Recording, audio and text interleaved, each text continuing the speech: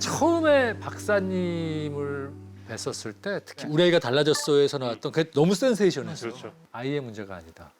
부모가 문제일 수도 있다. 왜 이렇게 미운 오리 새끼가 됐을까요? 원인은 엄마 아빠한테 있습니다. 이 댁은 몇 가지 아주 중요한 문제가 있어요. 특히 부모가 가지고 있는 문제가 있습니다. 엄마와의 또는 아빠와의 애착을 잘 살펴봐야 될 것 같습니다. 자기 방어 목적으로 이렇게 욕이라는 걸 선택했다면 가족들의 일상생활에서의 언어 습관을 자세히 관찰해 볼 필요가 있습니다. 전까지는 교정으로 다가갔다면 이거는 어떤 생각의 전환? 으로 처음 문제 제기를 하셨던 분이신 것 같아요. 그렇게 방송을 통해서 정말 큰 영향력을 끼치시고 그치. 많은 분들께 도움을 주고 계시잖아요. 근데 내가 연차를 쓰고 오은영 박사님 병원을 찾아간 사람이라면 선생님이 방송을 좀만 줄이면 나를 더 일찍 봐줄 수 있지 않을까?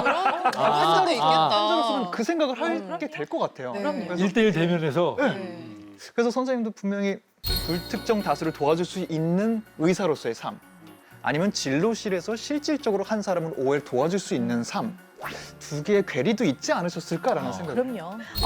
정말 예리한 질문이신데요. 네. 언제나 갈등이에요. 근데 이제 저희 세브란스 연세대학교 의과대학의 정신과학 교실의 기본 이념이 우리 선배들도 그렇고요. 물론 이제 1대1로 환자를 보는 의사로서의 살아가는 삶도 너무나 귀하지만 조금 사회에 영향을 주는 게 약간 우리 교실의 전통이에요. 그래서 예전에 형제복지원 사건 같은 것도 기억하실지 모르겠지만 사실상 감금 상태에서 지내야 했던 피해자들. 복지원 내에선 학대와 폭력이 난무했다. 그때도 같이 망치를 들고 가서 자물쇠를 깨고 했던 게 우리 선배들이고 언제나 취약계층이라든가 여러 가지의 위기 상황에 있는 그런 사람들은 사회 체계나 국가가 조금 지속적으로 이들을 잘 보호하고 건강을 찾고 기본이 만들어져야 된다는 걸 굉장히 그 이유를 절감하고 이 영역에 굉장히 많이 뛰어들었어요. 저희 교실의 풍토가. 그래서 저도 1996년부터 어린이 정신건강센터라는 걸 만들었어요. 아이들의 정신건강을 좋은 쪽으로 개선하고 증진시키는 일을 개인이 하는 게 아니라 국가와 지방자치단체하고 같이 하는 거죠. 그래서 이게 이제 어느 정도 자리를 잡으면서 이게 경기도 전역으로 이제 확장이 되고 그게 전국으로 확장이 돼서 지금 다 전국에 어린이 정신건강센터라는 게 있어요. 다 있어요, 네, 그렇게 해서 굉장히 그 일에 이제 한때 엄청나게 매진을 제가 했죠. 그러다가 이제 2003년도에 제가 이제 학교에서 나오게 돼요. 그래서 일개 개인이 이제 된 거죠. 개인이 이제 제 병원을 이제 오픈을 하고 열심히 또 제 환자를 봐야죠. 그래서 하고 있는데 우연히 이제 그때 우리 아이가 달라졌어요. 팀하고 이제 이렇게 그런 연결이 인연으로 돼서 방송 시작이 되셨던 네, 그럼 이제 거구나. 일개 개인으로서 또 잘하면 대중을 대상으로 하는 거는 짧은 시간에 좋은 영향을 많이 펼칠 수 있고 더군다나 방송은 순기능이 강화됐을 때는 굉장히 좋은 영향을 선항영향을 확 네, 할수 줄 수 있죠. 있기 때문에 으쌰으쌰 해보자 이렇게 해갖고 이제 우리 아이가 달라졌어요. 2005년도에 시작을 한 거예요.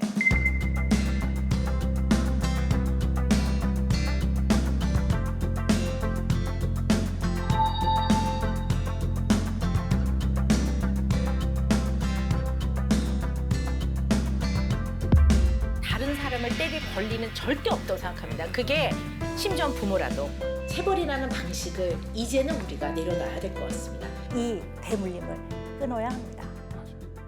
매체에 나오셔가지고 제일 강조하는 것도 체벌은 안 된다. 네, 이걸 유독 강조하세요. 네. 이유는 뭐예요? 자식을 낳으면 얘는 나랑 분리된 나와 다른 인격체고 나랑 다른 인간인 남이거든요. 네네. 근데 어떤 누가 예를 들어 회사에서 부하 직원이 일을 잘 못해요. 그러면 너 잘 되라고 내가 너의 실력을 기르기 위해서 이렇게 하는 거야. 그리고 소리를 지르거나 등짝을 때리는 걸 누가 그걸 괜찮다고 생각합니까? 근데 어떤 누구도 안 된다고 생각하는 그 행동이 집안 내에서는 아이를 사랑해서 너 잘 되라고 너의 잘못을 뜯어 고쳐주기 위해서 한다라고 얘기해요. 아무리 의도가 좋아도 사람이 다른 사람을 때릴 권리가 없다라는 거는 가장 기본적으로 가르쳐야 된다고 저는 생각을 했어요. 그렇죠. 네. 근데 그런 경우 있잖아요. 제가 네. 좀 예전에 좀 맞더니 사람이 됐어 뭐 이런 거. 네. 어떤 분은 내가 12살 때 뭘 물건을 훔쳤는데 종아리를 5대 맞고 난 내가 사람이 됐다. 그래서 나는 아이가 잘못하면 때려서라도 가르쳐야 된다고 생각한다. 이렇게 말씀을 하시면 저는 그래요. 그거를 좋게 해석하는 거는 당신이 훌륭한 사람이라 그렇다. 그러니까 당신이 원래 훌륭한 사람이기 때문에 부모님이 때리지 않고 말로 했어도 더 잘 컸을 거다. 저는 이렇게 얘기하거든요. 어떤 사람은 그걸로 인해 죽고 싶을 만큼 고통스럽단 말이에요. 그러니까 어떤 기준을 가지고 나는 맞고도 잘 컸어. 뭐 그 집 막내딸 무지하게 맞았는데 걔가 제일 효녀야. 이렇게 말할 수는 없다라고 보는 거죠. 왜냐하면 물리적 힘에 의한 두려움을 경험하는 거는 인생에 영향을 주는 공포 중에 하나예요. 그래서 그 사람이 인생에 굉장히 영향을 많이 주는 걸로 돼 맞아요. 있어요. 네. 그래서 절대 하면 안 된다고 봅니다. 저도 영향이 좀 있었어요. 그래요. 학교 다닐 때는 예전에는 체벌이 일상화돼 있었잖아요. 네, 맞아요. 저 지금도 기억나는 게 이해가 안 되는데 시조를 하나 다 외우라고 해요. 시조를 외우는데 한자 틀릴 때마다 한 대씩을 때리는 거예요. 납득이 안 되는데 그냥 선생님이 때리니까 맞아야 되죠. 근데 지금도 엎드려 뻗쳐 있다가 누가 나 엉덩이를 때리는 그 순간의 공포와 그 물리적 타격감 네. 지금도 기억이 나요. 네, 네, 정확한 표현이에요. 네, 그거를 정말 못 잊을 것 같은데 이게 어쩌면 더 어린 아이들에게 가닿았을 때는 훨씬 더 네, 어마어마한 공포가 되지 않을까. 네, 그 체벌이라는 게 진짜 뭐 장기적으로는 네. 정말 아니다 말씀하신 게 너무 동의하는 게 저는 그 한국의 말씀하신 체벌 교육의 최대 수혜자 중에 하나거든요. 그냥 평균 학생이었다가 굉장히 많이 때리는 학교에 가서 성적이 급상승을 했어요. 막 진짜 막 너무 말도 안 되는 성적이 나올 정도로 성적이 확 올라갔는데 그 성적이 올라간 동기가 체벌이었거든요. 정말 맞고 싶지 않고 욕먹기 싫고 해갖고 공부를 이를 악물고 해서 성적이 올랐는데 근데 20대 어느 날 책을 좀 읽어볼까? 해서 이렇게 책을 펴고 읽으려고 하는데 한 2페이지를 읽는데 상상도 못했는데 책을 읽는데 화가 너무 나는 거예요. 진짜? 정말 분노가 상상 못했던 분노가 이렇게 올라와서 이 책을 못 넘기겠는 거예요. 왜냐면 책을 읽는다는 건 나한테 공부하는 거야. 공부 너무 하기 싫어. 이게 여기까지 가니까 공부하면 맞아. 뭐 이런 거구나. 그게 막 떠오르니까 이런 게 있는지 모르겠는데 활자 혐오 같은 게 있었던 것 같아요. 내 눈앞에 이렇게 쫙 있는 걸 내가 이렇게 읽는 건 공부하는 거야. 이걸 내가 지금 왜 해야 돼? 학교를 떠났는데 이게 막 떠나면서 제가 실제 책을 덮었거든요. 화가 너무 나서. 이런 후유증이 이런 식으로도 오는 네. 거네요. 그래서 아이들 공부할 때 굉장히 야단치고 혼내잖아요. 그럼 그때 있었던 지우개도 꼴 보기 싫고 그때 있었던 필통도 꼴 보기 싫고 책상도 꼴 보기 싫어요. 꼴도 보기 싫은 거죠. 네. 이게 10대 후반에 있었던 일인데 말씀하신 대로 진짜 아이 때 그런 일이 있으면 네. 어른은 모를 뿐이죠. 이 아이의 미래에 그게 어떤 영향을 끼칠지.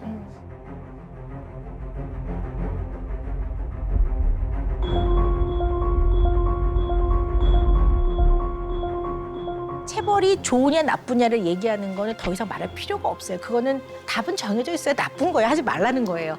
그게 아니라 왜 부모들은 체벌이라는 수단과 방법을 놓지 못할까에 대한 얘기를 해봐야 되는 거죠. 그렇죠. 사실 이제 부모는 잘 키우고 싶은데 내 눈앞에서 아이가 문제 행동을 일으킨단 말이에요. 근데 얘가 왜 그러는지도 모르겠고 어떻게 해야 되는지 모르면 얼마나 불안합니까? 두렵단 말이에요. 그러면 이제 이 눈앞에서 나의 두려움을 유발하는 이 아이의 문제 행동을 스탑시키고 싶은 거죠. 네네. 이 빨리 스탑시키는 방법이 굉장히 무섭게 하면 애들이 멈춰요. 그렇죠. 그냥 부모가 우주인데 우주가 울리는데 애들이 얼마나 무서워서 그만하겠어요. 그러니까 부모는 얘가 배웠다고 생각하고 착각하고 그 자리를 그냥 이제 그렇게 해서 끝나는 거죠. 그런데 점점점 강도가 세져요. 왜? 애들은 맷집이 세져요. 두 번째는 이게 약간 중독성이 있어요. 왜? 공격적인 거는 중독성이 있어요. 근데 처음에는 이걸로도 그만하는데 애들이 조금 맷집이 세지면 그 다음에 약간 메롱 이렇게 하거든요. 사실 그럴 때 네. 되게 부모 입장에서 네. 열받아. 네. 또 그러면 그 다음에는 너 매 갖고 온다 이래요. 애들이 가만히 있죠. 그럼 또 애가 조금 더 크면 그거에 더 이상 두려움이 유발이 되지 않으면 그 다음에는 매를 갖고 와서 바닥을 탁탁 쳐야 되고 그 다음에 이제 매를 가지고 아이를 뭐 톡해야 되고 그 다음에 등짝을 때려야 되고 그때 때릴 때 이 살 속으로 들어가는 이 촉감, 쑥 들어가는 이런 것들 잠깐 중독이 돼요. 그리고 굉장히 빨리 끝나기 때문에 무섭게 할수록 애들은 금방 멈추거든요. 그럼 이 빠른 나쁜 효과지만 빨리 나타나는 효과에 중독이 되기 시작하면 점점 더 강도를 높이죠. 폭력이 네, 네. 세지고 네. 강도 세지고 중독되고 네, 무섭다. 네. 그래서 하지 말라는 겁니다. 그거 어떻게 가르쳐야 될까요, 그거를? 근데 늘 학대를 하시는 분들이 많이 쓰는 말들이요. 훈육 차원에서 그랬다. 이런 말 맞아. 되게 많이 훈육. 하세요. 그러나 이 훈자가요. 훈육의 훈자가 한자로요. 말씀 언변의 내천자예요. 말로 가르쳐라 이런 얘기입니다. 말로 가르쳐라. 그걸 회초리를 아시는 분들이 있구나. 네. 내천자를 이 그러네. 회초리로 생각을 세대로 한다. 생각하는. 그 생각을 안 해봤네. 그랬네요, 정말. 네. 야, 근데 이게 말이 쉽지. 네. 계속 말로 계속 한다라는 게 네. 욱할 때 표정이 싹 변하잖아요. 표정이 딱 드러나. 근데 일단 사람이 완벽한 부모는 이 세상에 없기 때문에요.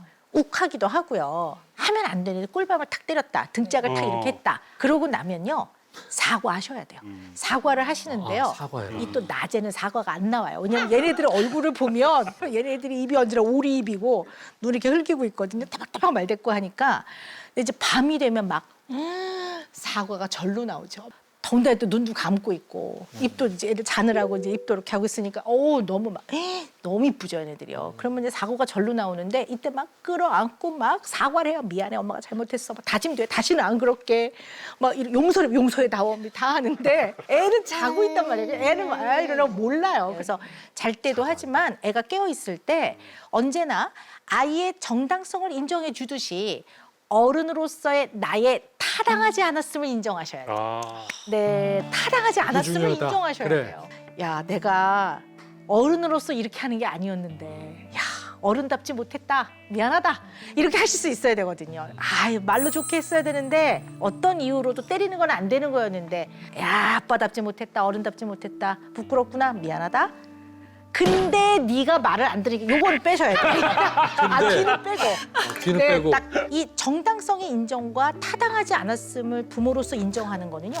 자존감이 높아지는데 좋은 방법입니다. 이거 진짜 굉장히 어렵지만 이렇게라도 들어서 흉내라도 내보고 네. 조금씩이라도 한번 네. 바꿔봐야겠다고 노력을 해야 돼. 네, 맞아요. 그래서 제가요 가끔 그래도 안 돼요 뭐 이런 부모님께는 늘 제가 말씀드리는 게 욱할 때 15초가 중요해요. 15초. 왜 15초라고 말씀을 드리냐면요.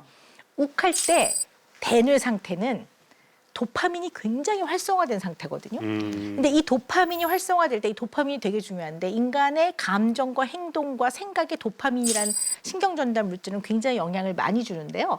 이 도파민이 확 올라가서 욱할 때 올라간단 말이에요. 그래서 예를 들어 0부터 10이라고 보면 이 상황은 한 이만큼 좀 기분 나쁠 일이야.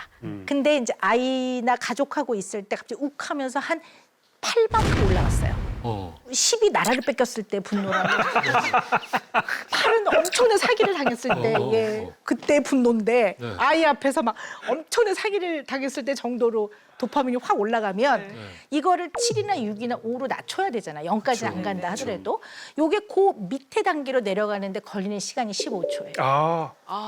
그게 15초인 거예요. 네, 그래서 15초를 확보하면 본인이 분노하고 막 노여워하고 막 적개심을 표현하지 않을 정도로는 살아갈 수 있다고 보는 거죠. 네. 근데 이게 되게 중요한 말씀이신 게 애가 잘못의 강도가 8이어서 8이 화가 나는 게 아니거든요. 그렇죠. 네. 애는 똑같은 비슷한 유형의 잘못을 하는데 부모가 이 정도로 보통 때는 눌렀다가 이게 갑자기 자기가 화가 나가지고 한번 딱 소리를 내면 자기 소리에 자기가 더 화가 나요. 그래서 8까지 갑자기 수직 상승해 버리는 건 거야. 네. 근데 말씀해 주신 것처럼 15초를 딱 참으면 안 올릴 수 있을 것 같아요. 네, 맞아요.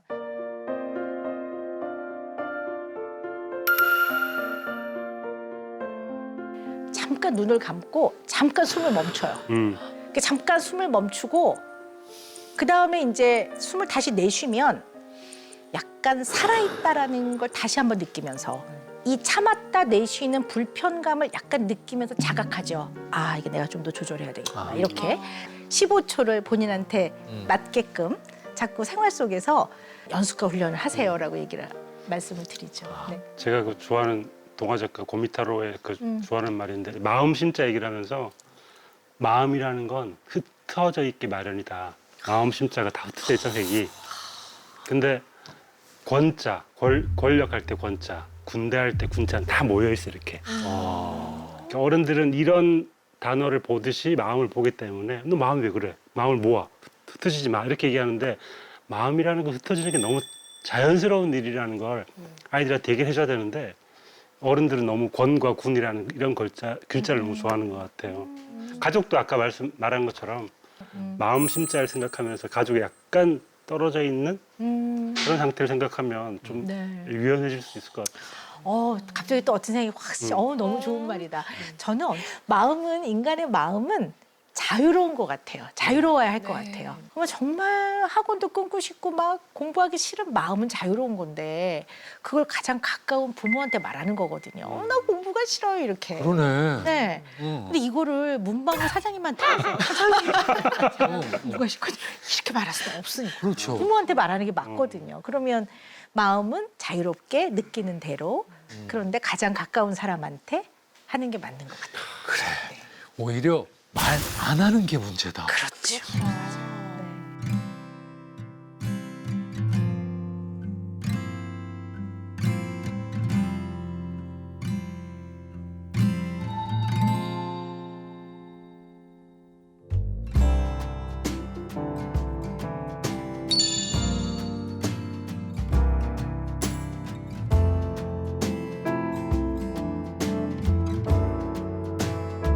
왜 우리가 다 한때 다 아이들이었잖아요. 네. 그래서 어린 시절에 있었던 기억들이 지금은 이제 커가지고 좀 무뎌진 거지. 그게 완전히 사라진 건 아니란 말이에요. 네. 혹시 그런 기억들이 있어요? 저는 장녀였거든요. 근데 이 장녀 포지션이 네. 또 네. 인생에 미친 영향이 굉장하답니다. 뭐냐면 근데 전 또 2살 아래 남동생이 있었거든요. 누나니까 너가 동생 좀 잘 챙겨줘. 너가 잘하니까 동생한테 모범을 보여줘. 이런 얘기를 뭔가 강요 같지 않았거든요. 그냥 이런 식으로 얘기했는데 저는 거기에 압박을 많이 받았나 봐요. 그래서 항상 뭔가 기대에 부응하려고 하고 좀 말썽 안 부리려고 하는 기질이 있었어요. 어떤 일까지 있었냐면 제가 초등학교, 중학교 때 제 동생 반에 담임 선생님을 막 찾아가서 인사하고 이걸 좀 왜 그랬는지 모르겠어. 압박이 컸네 진짜로. 근데 한 번도 집에서 막 너가 네 동생 챙겨 이렇게 하지도 않았거든요. 근데 그게 어떤 결과가 됐냐면 제가 제 감정을 애인데 잘 안 드러내는 거예요. 어릴 때부터. 그게 크면서도 성격 형성에 되게 많이 영향을 줬고 뭔가 챙김 받는 것보다는 차라리 내가 챙겨주는 게 편하다. 이런 거? 근데 박사님 그게 어른이 되니까 약간 답답하더라고요. 그렇죠. 근데 그렇게 느끼는 분들 많더라고요. 장남, 장녀들. 근데 이제 저는 아이들 키울 때 언제나 이런 면을 좀 보라고 하는데요. 자식은 늘 부모와 1대1의 관계를 맺고 싶어 해요. 근데 1대1의 관계에서 인간은 기본적으로요. 중요한 대상자의 관계에서 채우고 싶은 의존적 욕구가 있어요.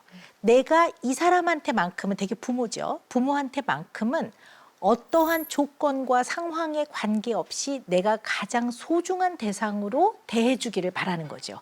그래서 내 있는 그대로 내가 위로가 필요할 땐 위로해주고 내가 보호가 필요할 땐 보호를 해주고 사랑이 필요할 땐 사랑한다고 해주고 또 외로울 땐 옆에 있어주고 이거를 의존적 욕구라고 하는데요. 이게 잘 안 채워지면 의외로 굉장히 의젓한 사람이 돼요.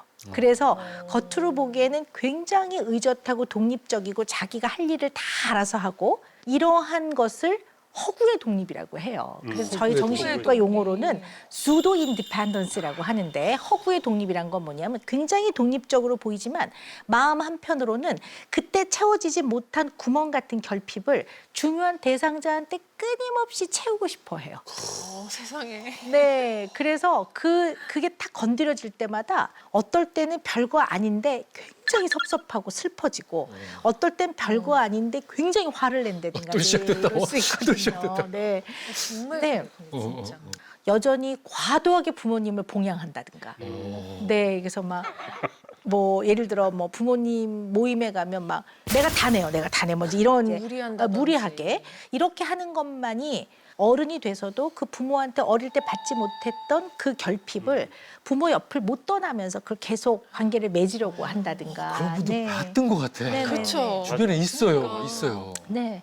그래서 사실은 진정한 독립을 하는 게 굉장히 불편할 수가 있어요. 네. 내지는 그게 부모님과의 관계가 아니어도 배우자, 자식한테도 그걸 채우려고 해요. 그러니까 굉장히 나를 보호해 주기를 원하고 또 자식을 낳아도 너가 이 나이쯤 되면 너가 스스로 할 수 있는 거 아니야? 이렇게 지나치게 독립적일 것을 자기도 모르게 아이를 대한다든가 뭐 이런 여러 가지 형태로 나의 그러한 약간 구멍난 부분이 탁 건드려지는 거죠. 네, 그 너무 의젓하게 크는 거가 뭐 좋은 면도 있지만 또 한편으로는 아 내가 좀 그런 면이 있나 좀 생각을 해본다면 네, 도움이 되죠. 그래서 남편한테 맨날 좀 징징거리시고 네 좀 그래요. 의지하고 그러세요. 그것도 굉장히 좋은 경험이에요. 이게 네. 내면에 약간 혼란이 오거든요. 나는 네. 이렇게 의존적인 사람이 아닌데 네. 특정 아주 소수의 몇 명한테 엄청 징징대거나 네, 징징대- 의존하는 그쵸, 네. 모습이 보일 때 어. 별로인 거야. 이게 또 그 사람이 좋은 거예요. 그 사람하고 굉장히 좋은 관계를 맺고 있는 거예요. 그래서 상대방은 좀 힘들 수 있잖아요. 뭐또 그럴 수는 있지만 이게 이제 아주 신뢰롭고 좋은 관계에서는요. 정상적 퇴행이라는 게 있어요. 그게 뭐냐면 퇴행을 하는데 정상적인 과정인 거거든요. 그러니까 아주 가까운 배우자한테 뭐 나 힘들었거든. 아유 나 미워 죽겠어. 뭐 이렇게 하는 것도 이게 정상적인 퇴행인데 거기서 이렇게 탁 의존적인 욕구를 채우고 편안해지면서 싹 회복하니까 사실은 이제 남편분한테 징징거린다는 거는 무지 사이가 좋은 거예요. 제가 봤을 때는. 좀 남편분에게 좀 그렇게 해요? 하다가 멈칫하고 하다가 멈칫하고 하죠. 네. 더 해야 돼. 더해 더. 네. 더 하고 기다려. 완벽주의. 근데 굉장히 많은 장남 장녀들이 네, 네. 공감할 수 있는 얘기인 것 네. 같아요. 근데 어린 시절이 계속 네. 뭔가 인생을 지배하고 있다라는 생각이 자꾸 드는 게 저도 지금 결핍돼 있고 약간 욕망 같은 게 어릴 때 제가 이제 부모님이 뭘 못 사주셨거든요. 가난하셔가지고 제가 신발을 사달라고 떼를 썼는데 어머니가 이제 나이키가 아닌 나이스 이런 걸 사주셔가지고 그런 경우 있지. 그걸 지금도 얘기하세요. 그때 내가 좋은 신발을 못 사줘가지고 너무 미안하다. 그래서 그렇게 뭐 이렇게 물건 같은 게 나오면 사나? 아니 얼리 어댑터여가지고 네. 뭐가 나오면은 네. 막 다 기계도 많이 사고 카메라 네, 뭐 네. CD 이런 거 잘 모으고 그래요. 내 거가 너무 중요하게 된 것 같고 어릴 때 제 방이 없었거든요. 아주 어릴 때. 그게 너무 부러웠나 봐요. 그러니까 지금도 어딜 가나 내 공간을 꾸며요. 이렇게. 책상 놓고 노트북 놓고 이렇게. 그래야지만 마음이 안정이 돼요. 지금 작업실 아주 되게 잘해. 심지어 외국 호텔 가도 호텔 가서 구조를 바꿔요. 내 마음에 들게.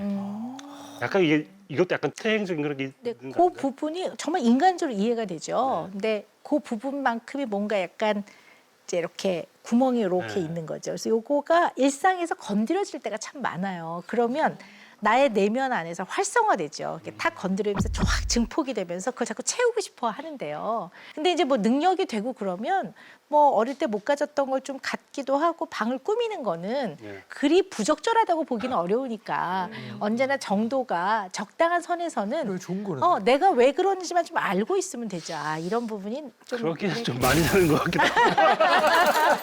그러니까 마음속에 다 지금 우리가 아이들이 살고 있다니까. 그러니까요. 그 아이는 없어지지 않는다니까. 맞아요. 나는 이미 어른이 됐고 어른으로서의 역할을 해야 되지만 어른이 내 마음 안에는 아주 결핍과 뭔가 갈등이 해결되지 않은 채로 미성숙한 면들도 남아 있는 거거든요. 맞아요. 그거를 어느 누구도 예외가 없어요. 다 있어요. 종류가 다를 뿐이고 그걸 내가 아느냐가 중요한 거죠. 그걸 자각하느냐가 자각. 굉장히 중요한데 자각 줘야 돼, 자각. 그게 좀 쉽지는 않은 것 같아요. 사실은. 네. 만약에 어린 시절에 자기한테 돌아간다면은 무슨 얘기 해주고 싶어요?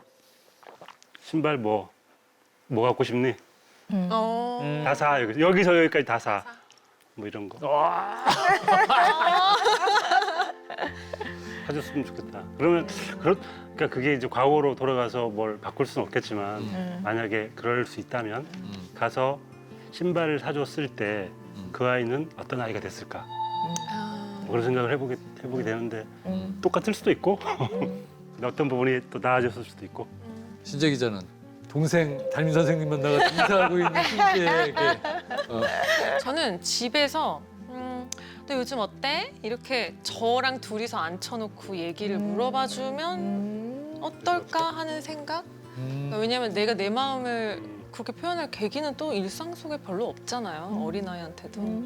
우리 승국은 저는 뭐 비단 집안이 아니라 만약에 어릴 때 정말 돌아가서 주변 어른들한테 그런 얘기를 들을 수 있으면 하기 싫으면 안 해도 돼. 라는 얘기를 되게 들었으면 어땠을까? 그게 싫어요. 나는 네. 뭐 기독교 베이스 그런 것도 있고 가르침이 또 그런 쪽이니까 네가 희생해야 남들이 행복할 수 있다면 희생해야 돼. 아, 이런 거가 어릴 때부터 좀 크게 있었던 것 같아요. 근데 제 개인은 되게 세고 좀 와일드한 쪽인데 그런 게 너무 발현되니까 주변 어른들이 좀 그걸 세게 말했겠죠. 너 계속 너 이런 식이면 안 돼. 이러니까 나의 그 문화 베이스 안에서는 나 같은 사람은 안 되는 사람이구나.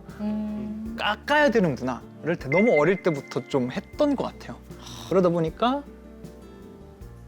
하고 싶은 거가 있어도 굳이 하기 싫은 거를 먼저 선택하게 되고 그런 걸 좀 오래 하지 않았을까라는 왜 말하면서 왜 눈이 빨개져? 잠깐 생각해봤는데 몰입이 돼갖고 그래서 돌아가면 그런 얘기를 좀 더 듣고 싶지 않나요? 지금이라도 해드릴까요?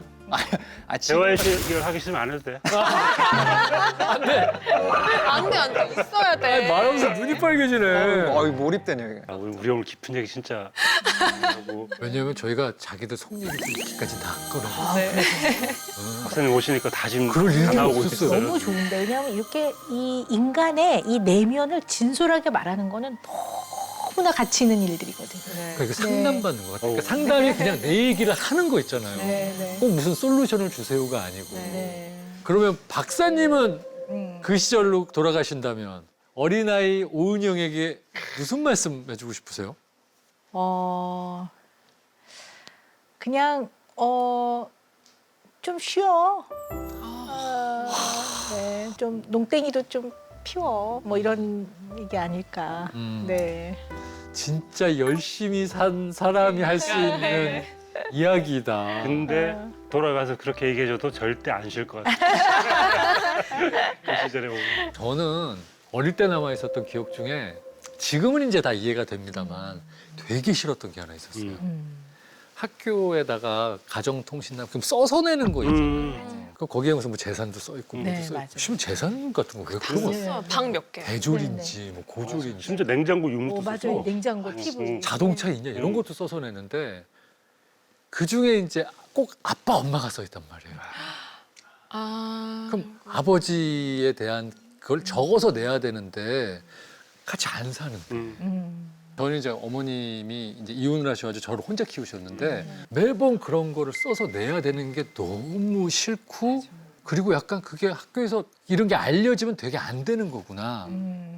어머님이랑만 살고 있다라는 게 알려지면 안 되는구나가 어린 시절에 굉장한 저한테는 조금 뭐라 그러지?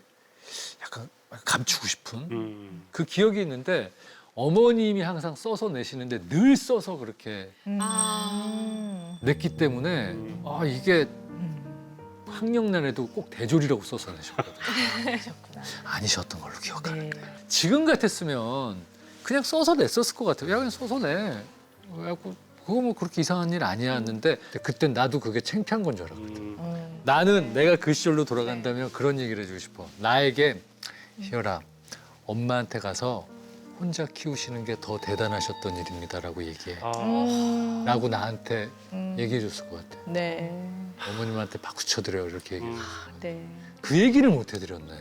생각해봤더니. 네. 해드렸으면 엄마가 정말 좋아하셨겠다. 내일 하세요, 내일.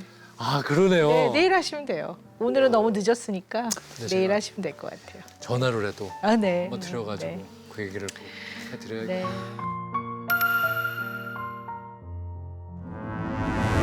국내 코로나19 신규 확진자는 1,050명으로 이틀째 1,000명대를 기록했습니다. 1일 사망자 수가 40명으로 역대 최다를 기록했습니다. 개인위생 수칙 준수 및 사회적 거리 두기를 실천할 것을 당부드립니다.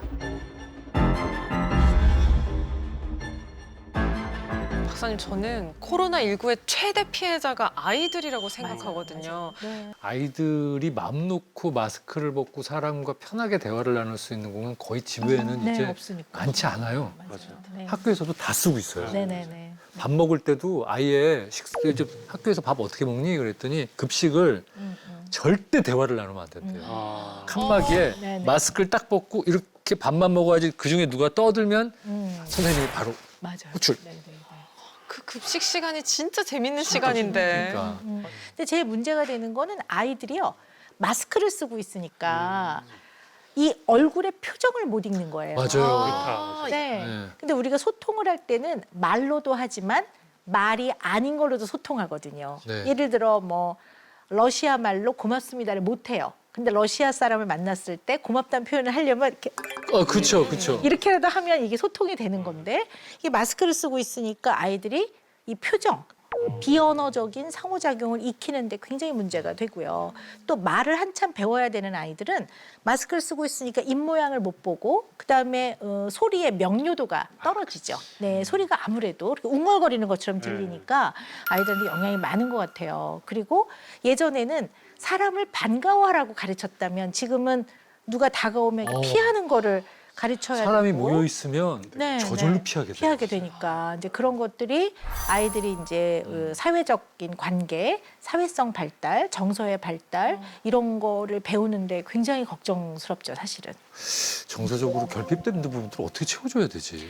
근데 이제 또 어떻게 보면요, 이게 아주 답이 없는 건 아니고요. 걱정은 되나? 그러니까 집에서 어차피 마스크를 안 쓰니까 집안 내에서 아이들한테 얘기할 때 눈을 많이 바라봐주고 감정을 더 분명하게, 더 다양하게 표현해주고 집안 내에서 부모와 자녀, 가족 관계에서의 그 아주 유대감이라든가 정서적 상호작용이 좀 더 건강한 쪽으로 더 좀 많이 일어나는 게 바람직하다고 보는 거죠. 근데 이게 코로나 이후에 막 아동폭력 늘지 않았어요? 네, 아동학대가 코로나 이후에 뭐 2배가 늘었다 이런 통계도 있던데 실제로 그런 아동학대와 코로나19가 연관이 있다고 보세요, 박사님? 연관이 있죠. 왜냐하면 실제로 사랑의 매가 그렇게 많이 팔렸대요. 사랑의 매, 왜 체벌하는 데 쓰는 효자손도 많이 쓰지만 이게 사랑의 매라고 그래가지고 그 팔거든요. 그래서 저도 좀 찾아봤었거든요. 네네네. 실제 이런 네. 판매 사이트에 친환경 사랑의 매, 네. 부러지지 않는 신소재 사랑의 매, 어머나. 각종 매가 팔리고 네.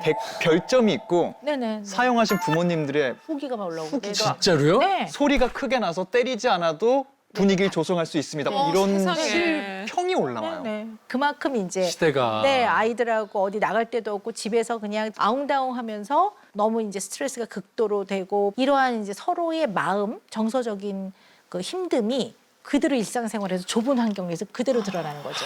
근데 이때 드러날 때 가장 집안의 약자한테 쏠려요. 가장 약자가 아이거든요. 그러니까 이제 아이들한테 소리 지르고 화내고 심하게 대하는 경우도 더 늘어나는 것 같아요. 네. 그래서 지금 이번에 보면 1년에 너무나 가슴 아프고 정말 너무나 인간으로서 어떻게 이럴 수 있는가 하는 그러한 학대 사건들이 연이어서 너무 끔찍해요. 나오고 있죠. 네. 요즘 가슴 아픈 아동학대 사례가 계속 발생하고 있습니다. 욕조에 물을 받아놓고 아이를 넣었다 뺐다를 반복했다고 합니다. 지난해 널어놓은 빨래를 어지럽혔다며 아이들을 옷걸이로 때린 엄마. 16개월 정인이의 죽음에 온 국민이 분노하고 슬퍼하고 있습니다. 항상 그 뉴스 보도 같은 거 보면 왜 그랬느냐? 그럼 훈육이었다. 네. 네. 뭐 내가 내 아이를 키우는 어떤 교육의 방식이었다. 이런 얘기는 막 어떻게 사람이 저럴 수 있는가? 네. 그런 생각이 들잖아요. 네. 어디까지를 뭐 훈육, 어디까지를 폭력 네. 이렇게 보는 네. 걸까요? 그래서 이런 질문 저한테 많이 하시거든요. 그럼 학대지 저는 완전 학대. 뭐라고 말씀드리냐면 한 대는 교육이고 5대는 체벌이고 10대는 학대입니까? 제가 이렇게 얘기해요. 그러니까 대수로 할 수 있는 부분이 아니라는 거죠. 그러니까 아이가 성장하는 데 있어서 아이의 행복과 안정감과 건강한 성장을 방해하는 모든 거는 다 학대로 봐요. 그러니까 학대는 굉장히 광범위한 범주로 보셔야지 이게 뭐 예를 들어 멍이 안 들면 된다라든가 뭐 아이한테 대수를 정하게 해서 때린 건 괜찮다라든가 이렇게 생각하시면 안 되는 거거든요. 왜냐하면 이 설사 좋은 의도로 시작했던 체벌이라 하더라도 인간이 나의 아이를 내가 감정을 잘 조절해서 정말 교육적으로 대할 거라는 자신감을 가지면 안 돼요. 인간은 그거를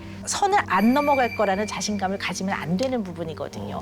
왜냐하면 그 부분만큼은 나를 믿지 말라고 해요. 왜냐하면 사람이 굉장히 이런 물리적 힘은 점점 자기한테 더 도를 넘게 하기 때문에 시작을 하지 마세요. 제가 이렇게 얘기하는 거예요. 하지 마시라고. 그런 것들이 가족 내부에서의 자각으로 자기네들끼리 개선되는 게 아니잖아요. 그렇죠. 네. 보통은 주변 사람들의 신고? 그런 것들이 되게 필요한 일인 것 같아요, 사실은. 왜냐하면 우리나라에서의 정서가 내 남의 집일이잖아. 맞아. 애들 교육 문제잖아. 에이 그런 것들은 거기서 알아서 하게도 라는 게 굉장히 인식이 강하단 말이에요. 맞습니다. 우리 일반 개인들은 어떤 생각을 해야 되냐면 내가 내 자식 소중하듯이 남의 자식을 조금만 그 눈으로 봤으면 좋겠어요. 네, 그 시각으로 조금만 봐주면 아이가 봤더니 꼬질꼬질해요. 그러면 내 아이가 꼬질꼬질하면 오늘 너 무슨 일 있었어? 하듯이 애가 너무 꼬질꼬질하면 너 어디 살아? 밥 먹었어? 할 수 있는 거. 그다음에 아이가 겨울인데 너무 여름 신발 같은 거 신고 있거나 옷을 너무 계절에 맞지 않게 입고 있으면 일단 뭐 아파트 단지 같은 데는 관리사무소 같은 데 사람이 많은 곳에 얘를 좀 데리고 가서 왜냐하면 또 잘못하면 또 애 약취 유인이 되니까 네, 그래서 아이한테 조금 설명해주고 경찰의 도움을 좀 받아서 경찰이 아이를 좀 안전하게 보호할 수 있게 한다든가 아니면 이제 아이가 너무 많이 옆집에서 울 때는 그래도 좀 확인을 좀 해본다든가 아니면 그게 두려울 때는 신고라도 하는 게 맞아요. 근데 저희 같은 의사나 특히 소아정신과 의사들은 아동학대 신고를 잘 하거든요. 네네. 그럼 또 사실은 또 병원에 와서 한 달 그 거의 근무를 못할 만큼 또 난리를 치는 일들도 사실 신고 당한 그 네네, 뭐 부모가 그러기도 합니다. 그러나 그게 두려워서 우리가 어른으로서 아이를 보호하지 않으면 안 되는 거죠. 그래서 뭐 그건 그거고 그거는 어른으로서 해결할 부분인 거고 아이가 조금이라도 보호가 필요하다고 느낄 때는 관심의 눈을 갖고 신고하는 게 맞아요. 얼마 전에 정인이 사건 그 무렵에 어떤 아이가 한 겨울인데 내복바람으로 나온 애가 있었는데 그 CCTV가 그분이요 제일 먼저 한 행동이 애를 코트로 이렇게 감싸더라고요. 그러니까 이게 인간의 아주 지극히 일반적인 정상적 본능이에요. 아이가 이렇게 추운 상태니까 본인의 코트로 아이를 이렇게 감싸는. 그러니까 나 안에 있는 일반적인 나, 대단한 사람이 아닌 그냥 일반적인 한 인간으로서 내 안에 있는 선함을 믿고 그 선한 행동을 우리가 아이들을 보호하는 데에는 정말 열심히 발휘를 해야 될 것 같아요. 또 신고 열심히 하시는 거 필요할 것 같아요. 이 아동학대는 아이들이 자란 뒤에 이번에는 자신이 폭력 부모가 된다는 점에 그 심각성이 있습니다. 가정폭력을 겪은 아이들이 성장했을 때 묘하게도 또다시 가정폭력이 반복되는 경우가 많은데요. 그래서 유명한 연구가 있는데요. 메류 메인이라고 하는 이제 그 애착 이론가가 있는데 애착학자가요. 애착 전문하는 분들이 따로 있구나. 네네네. 그래서 메류 메인인데 그분이 1984년도에 굉장히 광범위한 사람들을 대상으로 성인 애착 유형 검사를 해봤어요. 성인인 본인이 부모와 어떤 상호작용을 하고 어떤 애착을 맺었느냐. 이것이 그대로 자기 자신이 성인이 됐을 때 자식한테 그대로 전달되고 그 비슷한 형태로 키우더라. 그래서 이 전달되는 정도가 80 내지 90%더라. 그래서 굉장히 이제 중요한 것을 시사하고 우리 흔히 말하는 대물림 이런 것들이 이제 이론적으로 확립이 됐다고도 볼 수 있거든요. 그래서 이론적으로는 아이가 출생해서 12개월부터 만 3세까지 그 부모와 형성했던 관계 이런 것들이 그 패턴이 고정돼서 그 이후의 삶에도 그대로 발현되고 행동화되더라. 그래서 우리가 굉장히 이제 중요하다고 보는 거죠. 그래서 이제 내 자신이 만약에 부모와 조금 불편한 면이 있었다든가 어려움이 있었다면 나의 부모와의 관계를 굉장히 철저하게 탐색해 보는 거. 그리고 뼈를 깎는 노력을 해야 된다. 저는 이제 그렇게까지 맨날 얘기하거든요. 그래서 굉장히 철저하게 개선해 보려고 노력하는 과정을 한다면 이 대물림을 막을 수가 있죠. 그렇지. 네. 그게 대물림을 막을 수 없고 그게 운명이라면 너무 가혹해. 그렇죠. 네. 그렇잖아. 인생이 너무 가혹하잖아. 인간 자체가. 그렇죠. 네. 분명해서 당연히 뼈를 깎는 노력으로는 벗어날 수 있다. 근데 갑자기 어떤 분이 기억이 나냐면요. 이분 이야기는 제가 해도 되냐 그랬더니 해도 된다고 그러셔서 이분이 삶이 어린 시절에 아버지가 일찍 돌아가셨어요. 근데 어머니가 아버지 잡아먹은 딸이라고 그러면서 이제 굉장히 딸을 굉장히 정서적으로 힘들게 하고 그래서 이분이 이제 여러 집을 좀 전전하면서 컸어요. 그러면서 나름 이제 지금으로 보면 학대죠. 학대가 있었던 거야. 정서적인 학대, 신체 학대, 노동력 착취도 있었고요. 그래서 굉장히 불우한 그리고 고통스러운 어린 시절을 보내고 그다음에 이제 이분이 결혼을 해서 아이를 낳았는데 그 아이가 만 2살 정도가 됐을 때 저를 찾아오셨어요.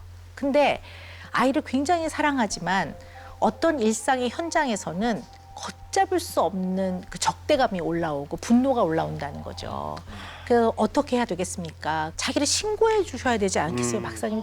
자기도 자기의 어머니 같이 애를 학대하면 어떡하냐고 두려움에 그럴까 봐 굉장히 두려워하셨어요. 그래서 제가 그분께 뭐라고 말씀드렸냐면 어머니 제가 정말 아이를 안 때리고 키웠습니다. 근데 그건 내가 잘나서가 아니라 사실 그 과정은 몹시 힘들었습니다. 근데 굉장히 노력하니까 가능하더라고요. 그래서 어머니도 노력해 봅시다. 잘난 사람이 할 수 있는 게 아니라 자식을 사랑하기 때문에 그 방향으로 노력하면 좀 됩니다. 우리 해봅시다. 이렇게 하고 그분을 이제 잊어버리고 있었어요. 근데 최근에 9년 만에 이분이 찾아오셨어요. 9년. 네, 저한테 박사님 저 다른 거 몰라도 진짜 애 안 때리고 키우려고 노력했어요. 저 9년 동안 아이 안 때렸어요. 저 칭찬해 주세요. 그래서 제가 참 잘하셨다고 칭찬을 해드렸는데요. 그분이 나중에 그러시더라고요. 그런 상황에서요. 머릿속으로는 여러 번 죽였죠. 그런데 사실 이분도 제가 그때 그 얘기를 똑같이 해줬대요. 뼈를 깎는 노력을 해야 된다. 근데 자기가 너무 많이 노력했노라고. 그래서 제가 손을 잡고 너무 잘했다고, 너무 잘하셨다고 칭찬해드렸어요. 그러니까 정말 뿌듯했습니다. 우리 주변에는 이런 분들이 내 앞에, 내 옆에, 내 뒤에 많습니다. 네.